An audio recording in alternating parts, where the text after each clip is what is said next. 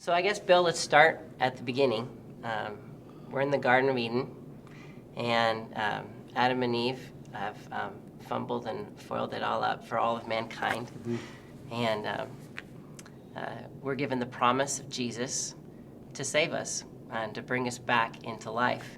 A lot of people leave this part of the story out, which is there's really two trees in the Garden of Eden that we need to talk about. The first one is the tree of the knowledge of good and evil. And the second one is the tree of life. And the tree of life they had had access to all along from the beginning. But the tree of life is the reason they're not allowed back into the garden. Right. And so think about that.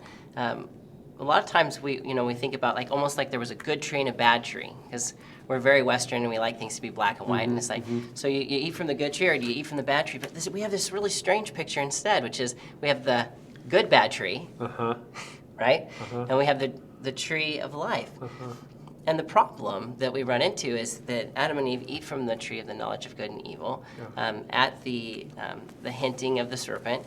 And we find out basically from that conversation a few lies that kind of snuck in. Which that alone is amazing to me, Jim, because they've been there for such a short period of time, but the tempter, the serpent, Satan, already, either through observation or watching creation itself, has already devised themes to how he knows he can dupe them, he can get them to accept his lies. And those themes don't change. Those themes go all the way through Scripture. No, they're the same thing we struggle with today. Same thing today. I mean, our lives reflect just the exact same kind of struggle, which is basically, is God good? Is he holding out on me? Is there more? Isn't there more? I mean, there has to be more. There has to be more. And there is more. There is and that more. is the tree of life. And they already had everything. Right. But he tempts them with, is there more? And can you really trust God? Yeah. And you can be like God. Yeah. And once they decided that they could be God, Yeah. and they tasted from the fruit, Yeah. then they were cast out of the garden. And then there's this interesting conversation that God has, where he says, now what are we going to do? Yeah. Yeah. Because if they eat from the tree of life, they're going to be stuck like this forever. Yeah. And that's how I feel in my life, in my just normal everyday life, which is there are all these areas in my life that are unredeemed, Yeah. that are a mess, Yeah. that haven't come together, Right. even though I've been following Jesus for a really long time, Right. at least believing in him. Right. And I want to actually follow him in a way that radically transforms my life, in a way that is powerful and good. And that's what we're actually blocked from, is life. Right. And Jesus is the way back to life. Right. There's no other way. Yeah. Except through the person of Jesus. And we know that because that's John 10:10. Absolutely. He says, "I came to give them life, abundant life, not just." And that, I know we're going to talk about this in other lessons as well, but it's so interesting that the word there that he uses for life is not just, it's not kind of a mundane of living or dead or, vibrant or non-vibrant or boring or exciting. The word actually means the very essence of life. He says, I've come to give them. Well, that's got to be echoing the tree of life. Absolutely. Zoe is the word. I always like to say it, Zoe. Well, and the whole format for the story begins with all of the transformation and creation of the world, all this life, all this creation, all this beauty, and in the center of it is the tree of life. And then here we're removed from it. We can't get back, and there's only one way, which is the promise of Jesus for all the nations to return back to the tree of life. And the setting isn't bad or good, out or in. Yeah. Which is how it's usually framed. Yeah. Instead, it's life. How do we get back to life? To life. And we all long for that. Yep. Every person on earth is starving to have their lives transformed. And that's what following Jesus is all about, is how can he show us personally, the person of Jesus, how to have that life. Well, see, and that's what I like about what you were saying this morning, though, is whether it's our Western mind or it's Middle East or whatever, when we try and make it a recipe or a formula, we miss the complexity of who we are. Absolutely. We're not so simple. I mean, when somebody has a car accident, well, yeah, you treat what happened to their body, but the trauma of it, you also have to treat what happened to their emotions. And we're much more complex than just tinker toys that you put together and, oh, this is broken now, just replace it. We are not robots. Well, and we want it to be simple. We want it to be good or bad. We want it like to be the good tree or the bad tree. We want Yeah. people's lives to be transformed between, well, are you a Christian or are you not a Christian? Yeah. Well, what about Christians that aren't really Christians? What about Christians that are trying to follow Jesus, but their life isn't transformed? Yeah. What does that mean? Yeah. Paul even kind of opens up the idea. He's more like a psychologist than a theologian. In Romans 7, yeah. Because he actually kind of gives us an idea of what's going on inside of a person. Yeah. And he gives this picture where he's like, what I want to do, Yeah. I don't do. Yeah. And what I don't want to do, I keep on Find doing. myself doing, yeah. Well, what does he want to do? Yeah. He wants to do the right thing. Yeah. And so we have this messy picture that he Yeah. unveils. And Romans 6, 7, 8, 9, 10 should always be read all together because there's hope in 6, 7, 8, 9, 10. Because you get this idea, there's therefore no condemnation for those who are in Christ Jesus. The Right. old's gone, the new's come. There's all this great news. Right. But we are all very aware that in some ways our lives are not redeemed. Yeah. And the complexity of that is mind-boggling because at the end of that section he says, you know, is there any hope for this wretched man? Who's going to help me? Because it's so confusing. I mean, the things that I want to do, I don't do, and the things that I do, I don't want to, you know, and it just gets more and more confusing because there's also things that I would like to be doing, but I never get around to doing those. Well, do I really want to do those? Why don't I get around to doing those? Right. I mean, And just it's is it so the much. question of your will? Right. Is it your mind? Is it your body? Because most people want to break it down into one of those. And I think modern psychology has really pushed this idea that it's crept into the church because philosophies often Influences, yeah. creep into the church. Yeah. And Paul warned about that. Yeah. And we get this picture where it's like, it's either just change your thinking. Right. If you just change your thinking, then everything will come together. Everything will follow. But I know a lot of people that think the right things in their lives. Yep. They aren't something I want. Right. They say they will give me all the right answers, but if I looked at them, I wouldn't say my jaw doesn't drop Right. and go, oh, Well, I want to well, have that life. But more than that is when we just take that one approach to trying to be redeemed. If we're just about changing our thinking, then what do we become? Well, we become the thought police. Right. And so now the road to Wrong change, thought. yeah, the road to change is to be chased down by the thought Gestapo, and boy, that's redeeming, isn't it? Well, and No. there's truth in that, but it's not the whole truth. Right. You know, take every thought captive and Right. do well with it. Right. Make it obedient to Christ. Right.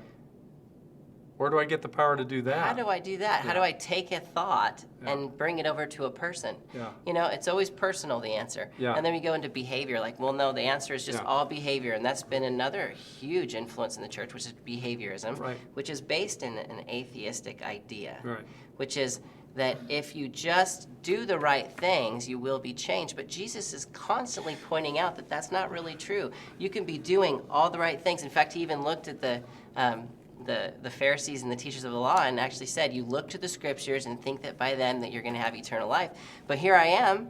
And you don't know who I am. You don't recognize You me. don't recognize me. And the same thing's true today, that there are a Right. lot of people that think the right things Right. or even do the right things, but it's not translating into taking all their different parts of their fractured life and bringing them back together the And- way they were supposed to. Jesus is actually supposed to Yeah. redeem our actual real lives. But when you say that too, then I think we have to. I mean, because there's certainly parts of those ideas that can be used. Yeah, there's truth But the in it. truth of it is we're much more complex than that.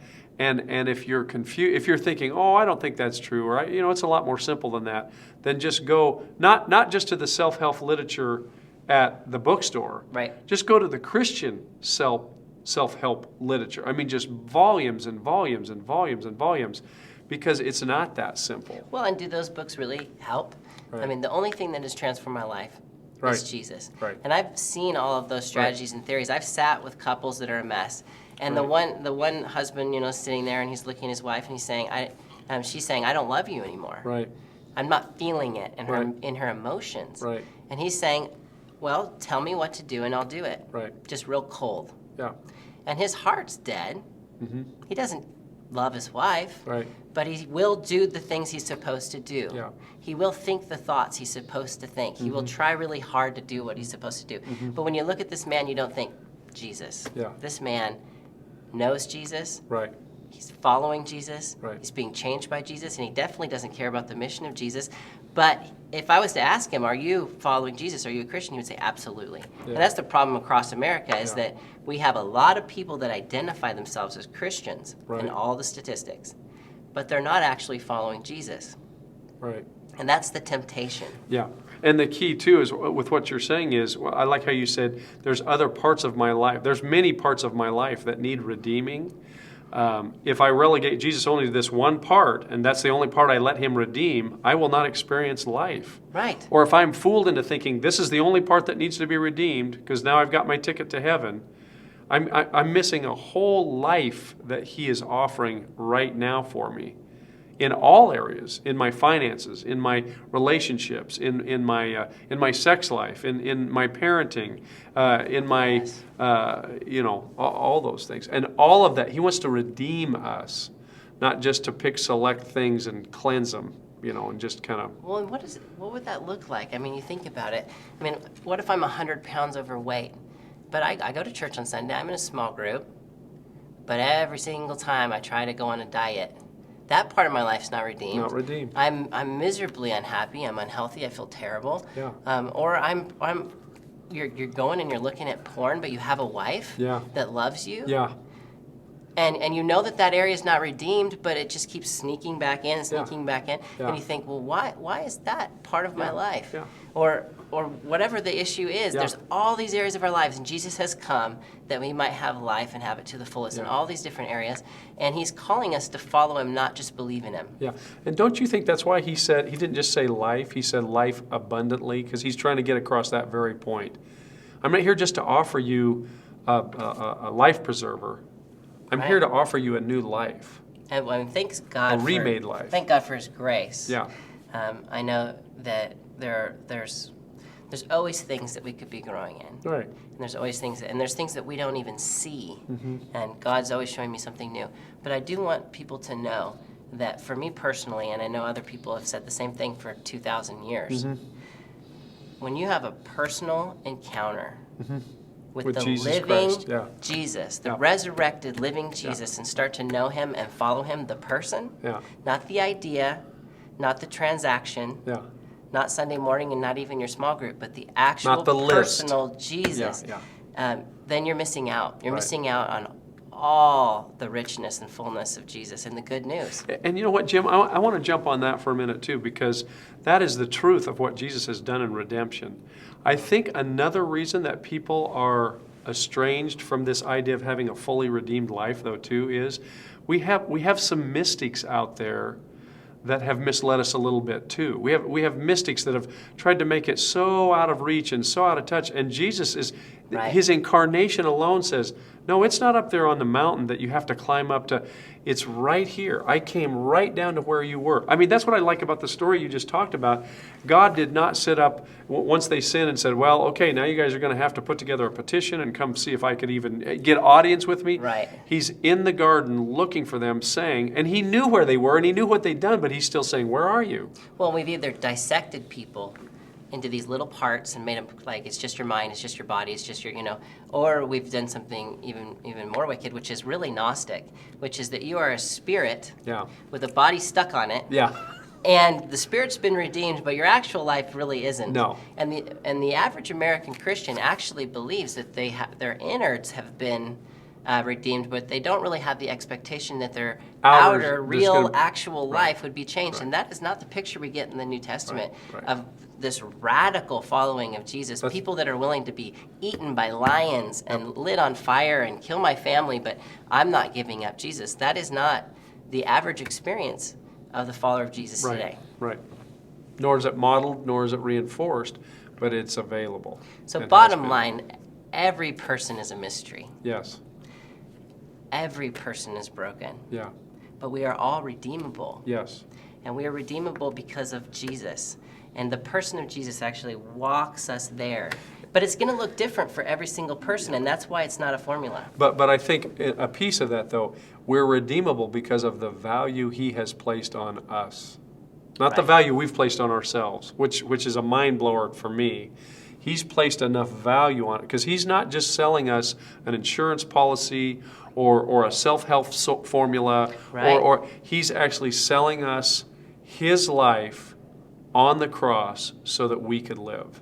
which I is mean, a resurrected living resurrected Jesus. living Jesus. Well, and people, when we talk about the complexity, I mean, I want you to think just for a second about the scriptures, and we were talking about this earlier about how God interacts with every person so differently and so uniquely. And I'm telling you right now, I do not know what Jesus will do with you if you decide to follow him. Burning bush. Isn't that amazing? I mean, we just walked through the Bible alone before this I session. mean, He didn't what even he could- speak the same way. That's why in Hebrews it says a variety of ways through a variety of people.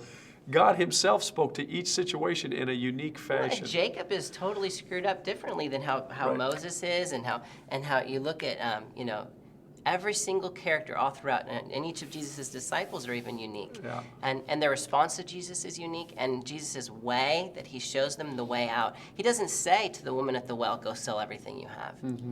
He says, I have something that That you need. won't run out. Won't run out, yeah.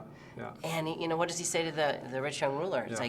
like, go get rid of everything you have and give it to the Follow poor, and then me, yeah. come follow me. See, I don't know what that thing is. But then to Zacchaeus he says, For each salvation has person. come to this house. Right. To That's the why bl- we can't take it. We can't Yeah. say following Jesus is just the decision. Yeah. It's not. No. Because Jesus is going to confront you Yeah. with something as well. If Right. you want to surrender your life to Jesus, step one, Right. not just believe him, but follow him. Yeah. You're going to have to come to him personally Yeah. and say, what do I have to surrender Yeah. right now, Yeah. first, to take that first step? Yeah.